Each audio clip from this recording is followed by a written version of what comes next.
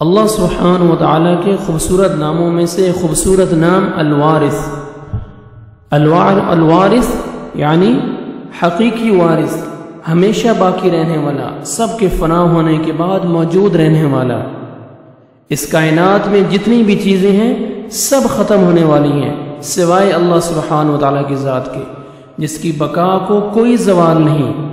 اس حقیقت کا ذکر اللہ سبحانہ و تعالیٰ نے قرآن مجید میں اس طرح کیا: کل من علیہا فان ویبقى وجہ ربک ذو الجلال والاکرام۔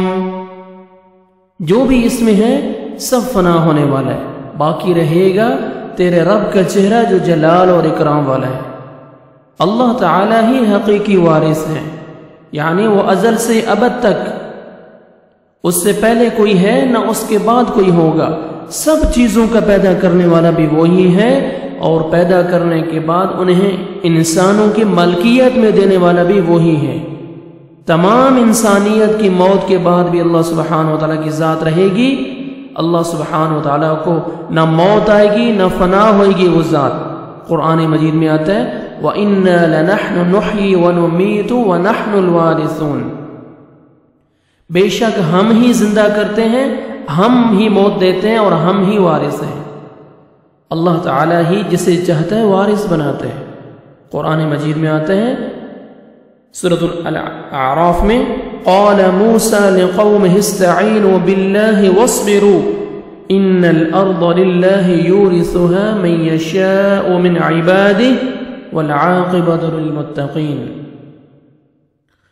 موسیٰ علیہ السلام نے اپنی قوم سے کہا اللہ سے مدد مانگو اور صبر کرو، بے شک زمین اللہ کی ہے، وہ اس کا وارث اپنے بندوں میں سے جسے چاہتا ہے بناتا ہے، اور متقی لوگوں کا انجام اچھا ہے۔ اللہ سبحانہ و تعالیٰ جسے چاہتا ہے اپنی کتاب قرآن مجید کا وارث بنا دیتا ہے۔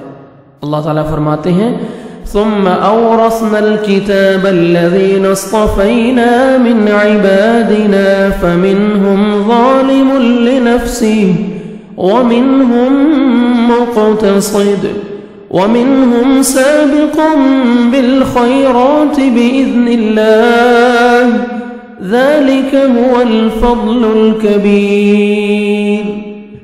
پھر ہم نے کتاب کے وارث اپنے وہ بندے بنائے جنہیں ہم نے چن لیا، پھر ان میں سے کوئی اپنے آپ پر ظلم کرنے والا ہے تو کوئی درمیانی راہ چلنے والا ہے، اور ان میں سے کوئی نیکیوں سے آگے نکل جانے والا ہے۔